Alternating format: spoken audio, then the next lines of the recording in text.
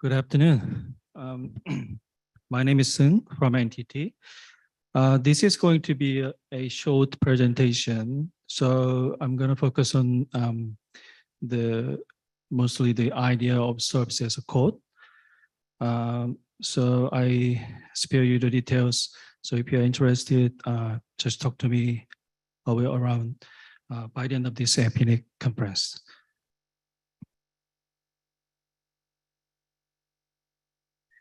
So technically, this is about the lessons our team learned from the design and implementation and how we apply the service as a code concept to a MPLS and IP network service backbone in Australia.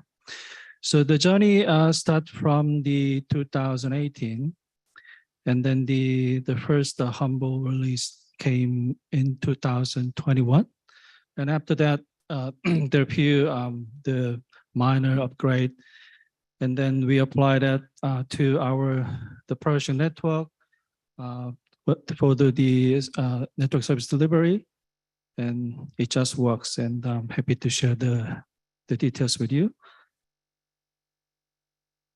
So I believe most of you guys understand the concept of the infrastructure as code. So basically, you code infrastructure, and then you submit the coded infrastructure into a platform where the platform understands your coded infrastructure, and the platform does the job for you, which means, for example, such as the deploying a new infrastructure or making any changes on the existing infrastructure.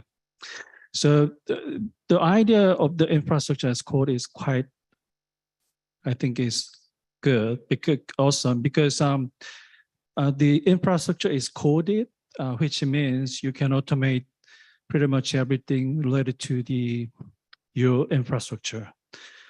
So I thought it would be great if you could apply the same concept to network service delivery. So basically, we want to do code network service. So it's going to be the same. So the thing is, you code your network service and then submit that coded service into a platform where the platform understands your coded network service, and then it can deploy the network service to your backbone network and also make any changes for you. So the essence of the idea is how we abstract service model from the network service platform. So you want to code the network service. So the initial idea, okay, what we want to achieve is if you could code the network service through the network, the service model abstraction, we thought we could decrease the human errors, and also, as you know, we can do a lot of automation through the coded service, so we could simplify the service provisioning processes. So the first thing we tackled was how we abstract service models. So think about how the telco provide the network services to their customers. The first thing is they arrange the physical port for facing the customers, and then arrange the connectivity so that your customer's network is connected to the port, arrange it. And then after that, the second thing they're going to do is, as you know, is they prepare the server interface of the physical interface, and then prepare a network service in your backbone. And then they put together the server interface and the service, so the customer can the service is available through the server interface of the physical net, the port, which is connected to the customer. So if the customer want another service through the same physical port, the telco just need to prepare another network service and prepare another server interface of the existing physical port, and then connect them together. By doing that, the customer can use multiple network services through the single physical port. So based on that, the telco activities, and which is what we are doing every day in the past. And we we came up with this model. So we identified the three entities, which is one is a group and port and services. And then there's a relation between them. And then we verify this model, just make sure that we can provide all network services we want to provide from this model. And then it works perfectly. So in so we also just, if you look at the entities and relations on this diagram, so we just need to prepare the three different ID. So GID for group, PID for port, and the SID for ID, the service. And then the relation between the group and physical is, as you imagine, the group, this is for the customer or service provider or carrier can get multiple physical port with a service provider. And then the physical port can relate it to the multiple logical port, as I mentioned before. And then the service can have a connection to multiple logical port, because some customer want a multiple connectivity with a service provider. So this is quite the model, but it can provide the multiple network services from the network, the service backbone infrastructure. And then I'm gonna show the little bit of the implementation of the model. The first thing we did is we designed a template. The template is a abstraction for group or port and service. So we use the same the template structure. So this is the JSON, the syntax. So the first field is version. Version is the version of the template, and the next one is head the field. It contains the meta information of the template. And then the body section, a body field include the general information of the group, port, service. And the configure field include the more detailed service requirement of the port and service. And you need to generate the platform specific configuration from the template. So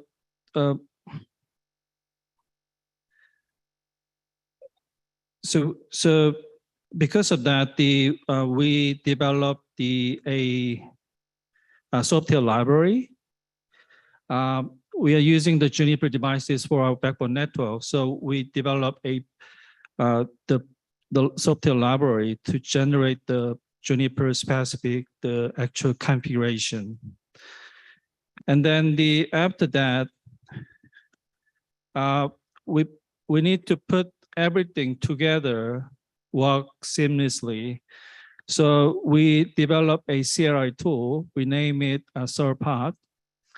And that tool, using the CLI tool, the network engineer can generate the template And then the network engineer can use the same tool, can generate the actual configuration from the coded the service.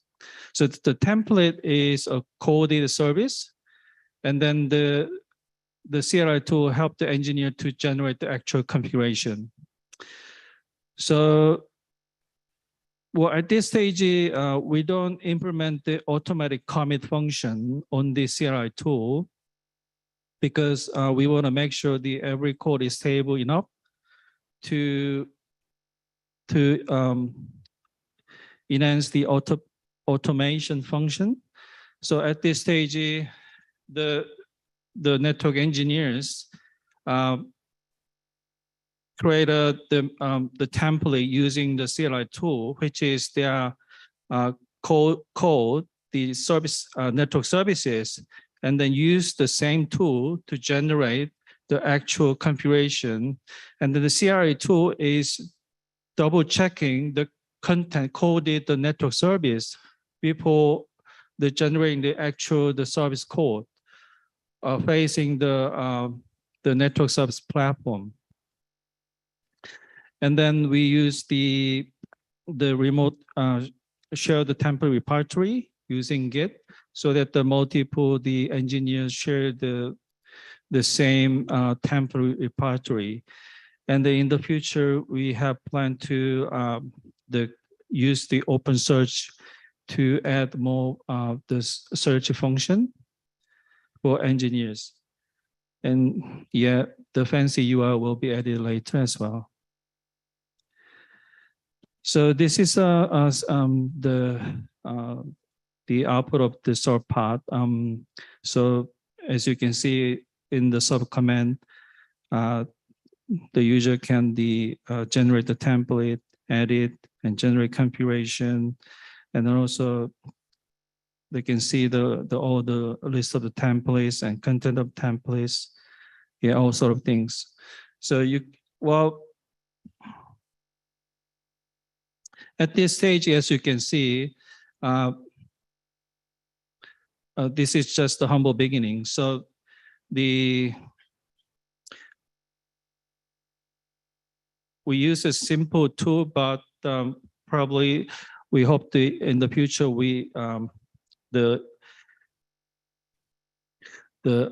improve all the existing the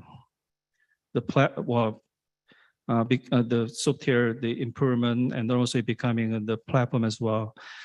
So what happened after 1 year is there's no human-made service configuration at all in the platform. So what we call that custom engineer, what custom engineers do is they create and modify template only. So it's a huge change after we introduce this software environment. So, and also the all network services is coded, which means through that automated process, we reduce a lot of time for the network service delivery.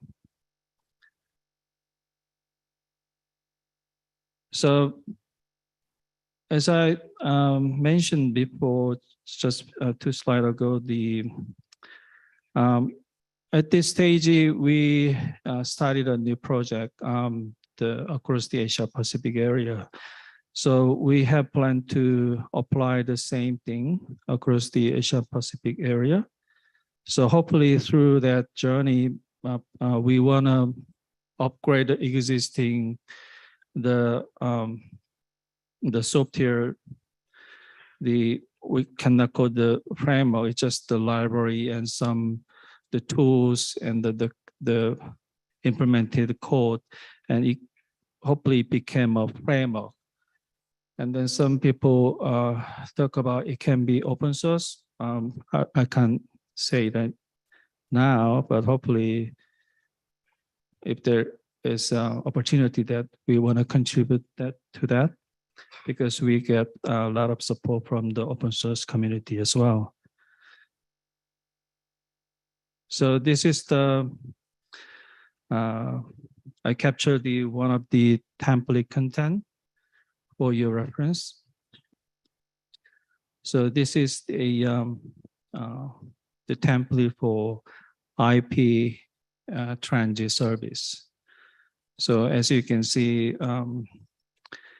the network service is coded, which is decoupled from the actual network service infrastructure.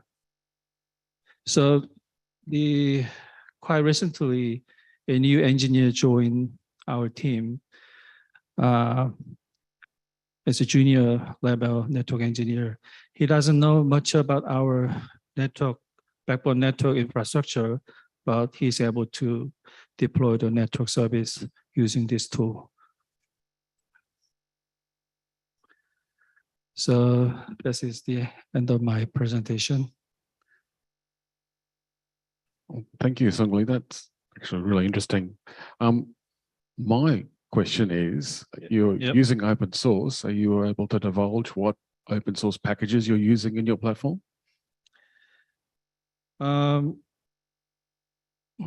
So at this stage, we use Git, and then previously there's the Python software library, which is to generate the platform specific configuration. We developed all lines in our team, and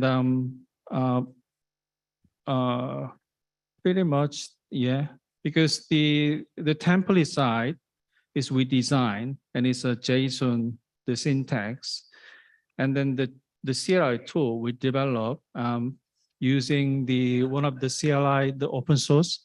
I forgot the name, and but inside there's a logic. So the CLI tool need to understand the template, and then it check the every single the value of the field. Just make sure based on the against the actual backbone infrastructure.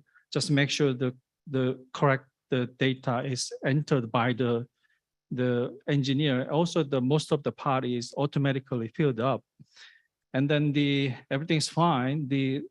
Looks good. Then the tool generate the configuration using that the Python the library that we developed. So pretty much we develop everything. Yeah. So obviously you got a Juniper network, so you're using their API to upload the changes to the infra? Pardon, say again? So because you're using Juniper, you're using the application programming interface on the actual routers to upload the changes? Yeah, yeah. Okay. That's quite actually handy to know that. So I'll open up the floor to any questions. Waz, come on, come on. Hello, sir. My Hello. name is Muzame and I am from Malaysia. Yep. So I got two questions. Number one, which is, how do you manage the pre-checklist and post-checklist during the service provisioning? And number two, for your PE, is it like all running Juniper or a mixed combination of vendors?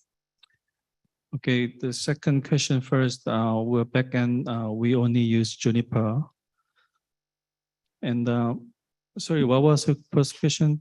Can you speak a little bit more? Yeah. Oh, I'm sorry. The first question would be, how do you manage the pre and post checklist for the service configuration? So when you wanted to do the service provisioning, so normally you would take like pre checklist and post checklist to ensure that everything is the same before and after. Do you get? Pre and post. You mentioned that the service provisioning in entity is automated. Yeah. So it's like pushing the configuration automatically. Yeah. But how do you manage that the configuration is correct? Yeah. So in my presentation, I said the committing to the configuration to the backbone side is not automated yet. Yeah, because for over 1 year, we fixed the bug one by one. Just make sure all the code is mature enough before add that automatic commit function into the tool. We can do that, but we want to avoid anything because we all know that there's the global issue when there's automatic commit happen and it just affect the routing. Yeah, so we don't want that at this stage. So we keep using it, and then whenever we see any bug, the user is reported, and then we fix it one by one. So recently, just few weeks ago, we fixed another issue as well. Yeah. Got it. Thank you very Yeah, much. I understand. Sorry. Yep. No, thank you. So any further questions? Yes. I'm Richard Ma from National University of Singapore. Yep. So I have two questions. Yep. So first is you have this abstractions of services, groups, ports. Yep. I see many similarities between this and nowadays like cloud systems, orchestration frameworks like Kubernetes. They also have like pods, services, resources. I'm just wondering what are the similarities and the differences, maybe specific to computer networks. Second question is you're talking about service as a code. I'm just wondering, again, what are the similarities and differences between service and a code and the infrastructure as a code? Okay. Thanks. Yeah. There is no difference. From the conceptual point of view, exactly the same. So as I said earlier, we just want to apply the good concept as an infrastructure as a code to our network service delivery. So we want to code network service. So Entity introduced the kind of a software kind of automation more than 20 years ago. And then we're still somehow using the tool. But the tool, if you look at the tool, there's no model. So the big difference is whether there's a model or not is huge, because the old tool is just you generate the configuration by engineer using software tool. But this case, it's not like the generating the configuration. It's just working on the model itself, which is template, and then the rest of the job is done by the system. So the kind of platform library.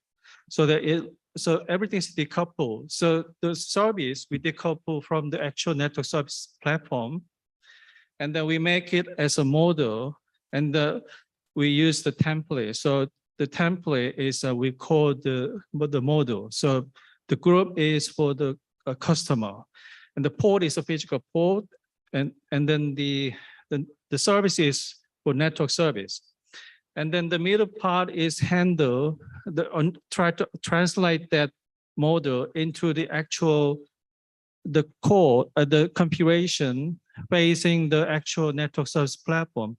So that part is decoupled, independent from the actual network service platform. So if there's a Cisco device box, part of the network backbone, and then the middle part, consider that and generate the code as well, the configuration as well. So the network engineer doesn't need to understand the whole, of course, the network engineers need to understand the whole backbone though, but without the full understanding, the network engineer can apply the service. So there's a more, compared to us, there's a Megaport and Console Connect service. Probably they have that infrastructure back there, service is running.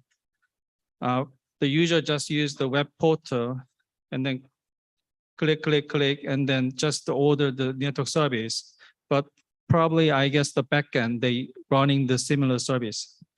and apply the actual configurations throughout their network backbone. Sure, thanks. Yeah. Well, we're running low on time, so if you have other questions, then I would encourage you to talk to Sung Lee in the break. We do have another speaker coming, but please, for Sung Lee, a round of applause. Thank you. Thank you very much. So our next speaker is actually on Zoom, Sankalp. I'm hoping we can promote you to speaker and you can do a screen share of your presentation.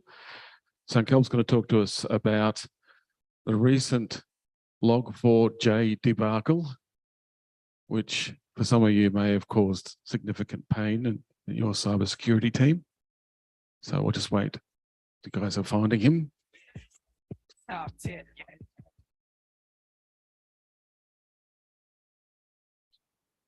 All right. There he is. There we go. Excellent. Thank you. All right. Hey guys. All the way from India. Good morning. So what we had a couple of interesting discussions today on around peering and DevOps.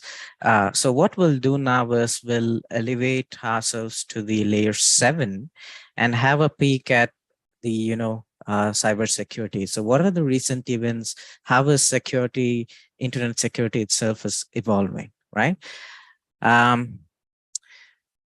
Before that, a brief intro about me. I'm a senior architect at Akamai. So anything related to speed and security, I'm plugged into that. So what are we doing in the session? So we'll take 2 case studies and we'll see how, we'll tear down and see a simplified version on how it was done. And also we will also take 2 sample solutions and then which will give us a sense of how security, internet security is evolving in the last few years. When I say last few years, I'm stressing on the COVID era, right? So the 2 case studies that I've taken for today is a Log4j vulnerability, which was at the starting of the year. And the second case study I've taken is the Cisco MFA attack that happened just last month. So let's take case file number 1, Log4j, right? So before we start on the technicalities of the attack, let's look at the brief timeline of events. So it started in November 21 when a security engineer identified a vulnerability in a component called Log4j. So of course, the usual drill, it was included in the vulnerability database. It was given a code name.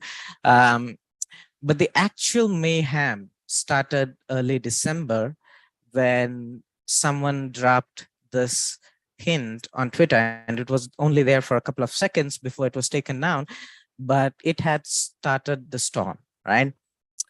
The word was spread and we were seeing attacks ravaging on websites, on servers, and it was literally mayhem, right? At some point, Akamai was seeing at its peak 2 million attack attempts per hour, and there were similar stats reported by Cloudflare and Imperva and other vendors as well. So it was one of a kind, right? And so much that the CISA director came out in public and gave out a press statement saying that it was the worst that she has seen in her career, right? So what was this all about? So first, let's understand what is this Log4j, right? It's not an attack name per se, but it's a name of a Java-based utility, which is open source, very widely used by developers for the logging purpose, right? So if for the runtime logs and everything, this free utility is used. And why is it so famous? Because of its versatility, right? So it has the feature of lookup, which makes it more unique. Now, what do I mean by that, right?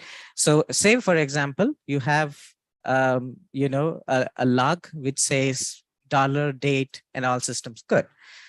So what Log4j will do is it will look at this variable, right? $date.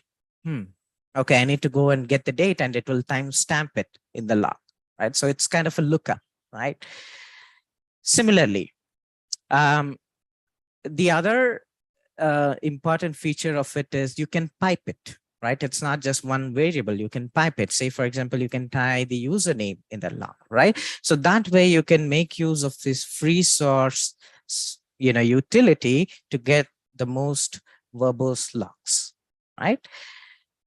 Now, if it were to be that case, we wouldn't be discussing right now. The problem started with something called as JNDI. What is this JNDI? Right? JNDI stands for Java Naming and Directory Interface. So it is a mechanism for this utility to go out in the public and interact with the servers, right? Be it a DNS lookup, right? Or talk to the Active Directory, right? So it had the external exposure, and the way to summon this particular component is JNDI : right? Assume it's like a genie, right? Say, for example, you write a statement. The current mail host is JNDI something, something, something. You're defining the environment part there. So what JNDI would do is, okay, the moment it saw that genie variable, it will go out, get the mail host details, and append that into the log. Right? Very good, because we have an external component involved as well, right? But where's the vulnerability? So let's take two examples, which will tell you, what caused the issue, right? So the first example is a data exfiltration attack, right? Say Sankalp is a bad guy. So what I do is I go and register a domain to myself. Let's call this malware.example, right?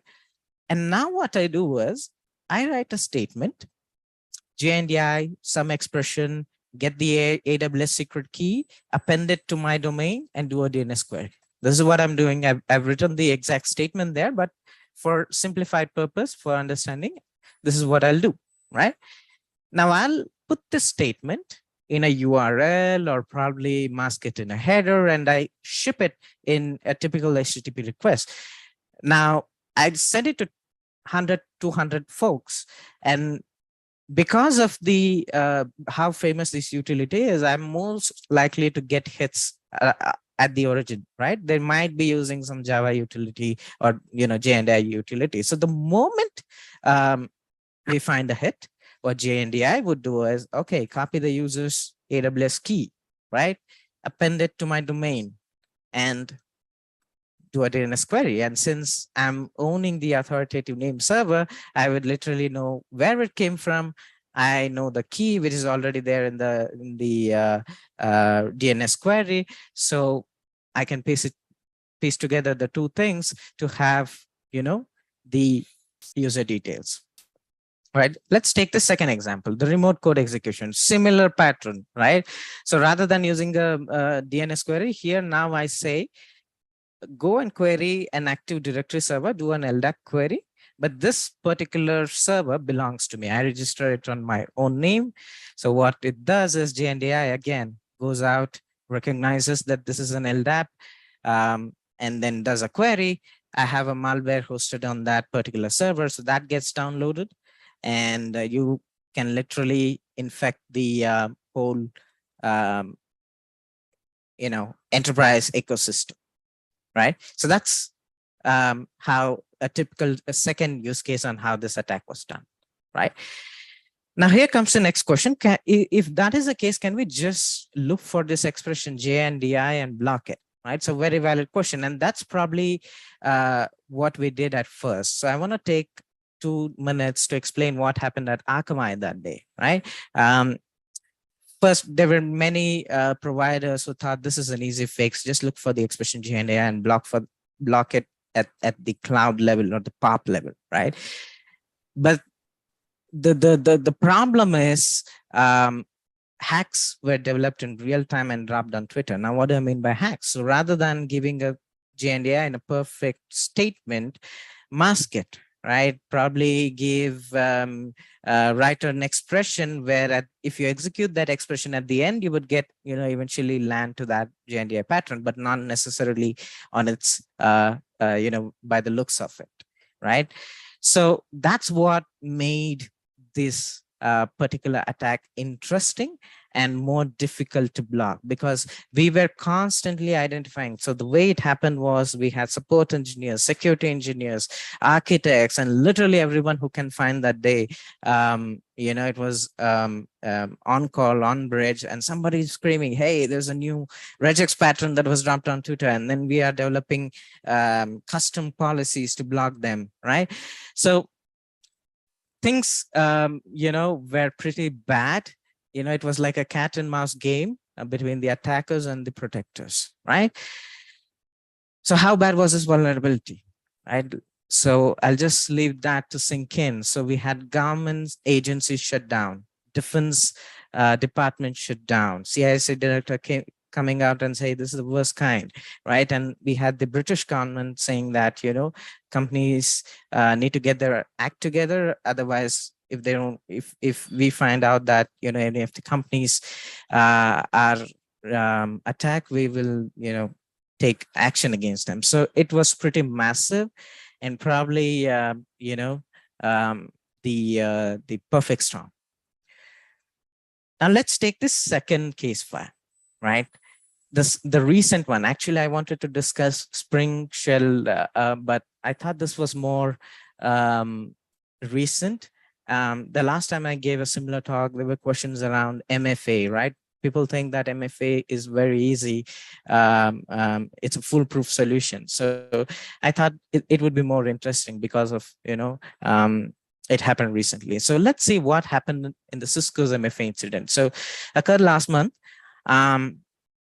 So to summarize what happened, the compromise happened at two stages. One is employee's credential was leaked via Google Password Sync, right? And the second leg of the attack was the most important one, which is the MFA fatigue attack, right? Basically swarm, with 20 push requests or 30 push requests, that too at the late night hours. So you're most likely to accept one of those, right? So bombard you with that, right? So this clearly shows that MFA is far from being hack proof, right? So how is a traditional MFA, a traditional push concept is a flawed approach? I've given a conceptual flow. This is actually, I've extracted from the Twitter hack that happened last year. So two key things in the MFA that we have is, the standard MFAs that we have is, we do not verify who is sending, right? And when we accept the push, there's no way to say that, there's no way to validate and then accept it, right? So somebody can sit in the middle and then simulate, create a fake page and then simulate pushes, 20, 30 pushes, and at least one might get accepted, right? So classical man in the middle attack. So this must be one of an event, right? No, because if you look at the after COVID, what has happened is the BOID explosion has happened, meaning take it any vertical you want. The attack surface has really doubled, tripled. Any sector take, the usage of devices has increased. That means more attack points for the hackers, right? So what is the solution? Zero trust, right? Zero trust is a mindset. It's a philosophy, which simply means assume that you're already attacked and then, authorize and authenticate and take action on everything, right? So I'll discuss two solutions. I only have like a couple of 3 minutes. What is zero solution? Definitely not that, right? Not, double checking. So what is the solution number one? The trend that I see, micro-segmentation, right? Basically, don't have, a large infrastructure with a centralized. That's what we have done for years and years. But the trend that I'm seeing, I hear companies talk about microservices architecture. I see companies talking about headless architecture, and on the same line, they're talking about micro-segmentation. What does that mean? Don't have one centralized network rather than chunks of it. And within these chunks, create policies. And when I say policies, I'm not talking about the layer 3 policies, but rather the layer 7 policies. View and vet each and every packet that flows, the HTTP packet, and create policies, restrict, right? And the last time I talked about this, there was an interesting question. Isn't that the same thing as the VLAN concept, the network segmentation, right? There are two important points to keep in mind. VLAN, again, is an internal network where there will be servers who will be talking between themselves. Now, how do we restrict that? Right. So that's point number one. And the second point is VLAN is a concept at the lower levels of the OSI, whereas if you want visibility to HTTP, right? So we need to go for micro-segmentation, or rather it's much more easier, right? To enforce policies, not changing the network too much. Of course, we can probably build it using, the traditional concepts, so that would be a massive rejig, right? And the second solution for our MFA attack, second case file is do away with your traditional push, just sending a prompt and accept it. Probably the app should have much more intelligence. And this is one of the things what we are working on Akamai is one of the things that we are advocating as per the standards is pair your authenticator app with your browser such a way that, when somebody else tries to impersonate and send it, the authenticator won't even prompt you, right?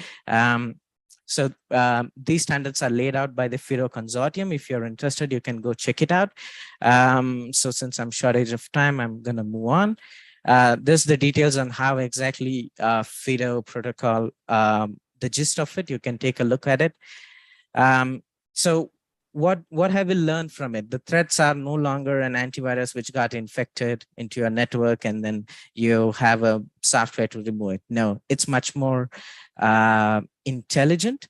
It's much more socially oriented, meaning employees are getting targeted, right? The attacks are moving inside the organization. It's no longer that it's an external threat. And we need to adapt our security policies as well to, if we have any hope of thwarting such attacks. That's it I had for today. Any questions? Well, we'll let one question through because we are completely out of time and we have technical session 2 coming up straight after. So if we have one question, if not, I'll get anyone who wants to relay questions back to any of the speakers, conference@apnic.net, and just let us know which speaker you would like to send the question to, and we'll relay it on for you. Sankalp, thank you very much for your presentation today. Yes, I'm very intrigued. I will send you some questions, actually, definitely. Thank you. If you want, you can ping me on LinkedIn as well. I get a lot of questions on LinkedIn. Love it. Okay. I will hunt you down on LinkedIn and stalk you. Easy as. Done. Thank you. So please, everyone, a round of applause.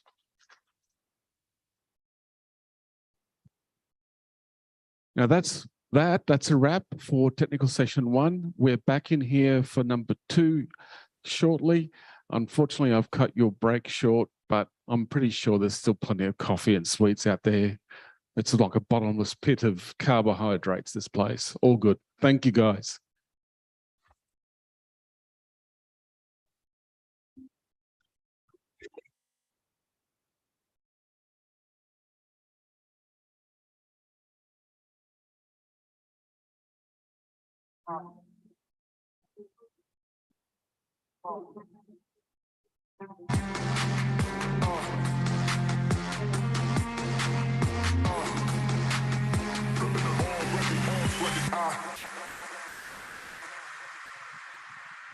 Hi everyone, we will be starting technical session 2 in about 10 minutes.